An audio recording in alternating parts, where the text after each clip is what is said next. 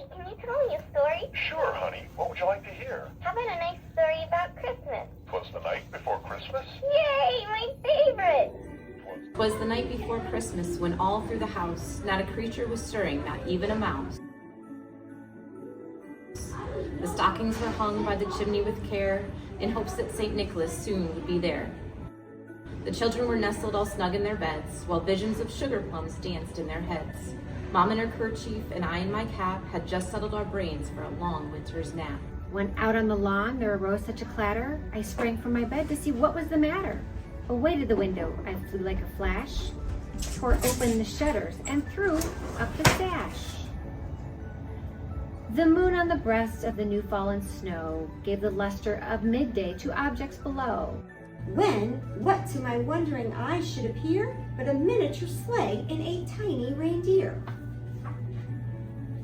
With a little old driver so lively and quick, I knew in a moment it must be St. Nick.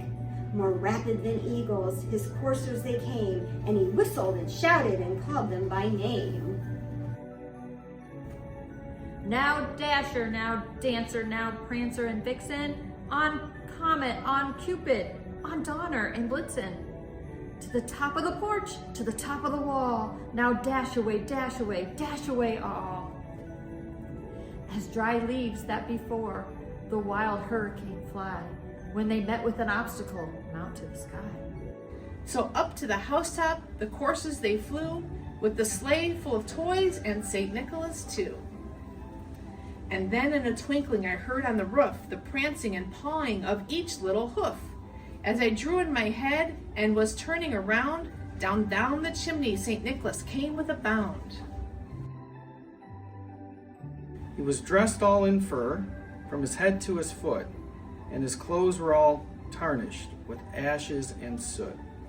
A bundle of toys he had flung on his back, and he looked like a peddler just opening his pack. His eyes, how they twinkled, his dimples, how merry. His cheeks were like roses, his nose like a cherry. His droll little mouth was drawn up like a bow, and the beard of his chin was as white as the snow. The stump of a pipe he held tight in his teeth, and the smoke it encircled his head like a wreath. He had a broad face and a little round belly that shook when he laughed like a bowl full of jelly. He was chubby and plump, a right jolly old elf, and I laughed when I saw him in spite of myself. A wink of his eye and a twist of his head soon gave me to know I had nothing to dread. He spoke not a word, but went straight to his work and filled all the stockings, then turned with a jerk. And laying his finger aside of his nose and giving a nod up the chimney, he rose. He sprang to his sleigh and his team gave a whistle, and they all flew like the down of a thistle. But I heard him exclaim as he drove out of sight, Merry Christmas to all.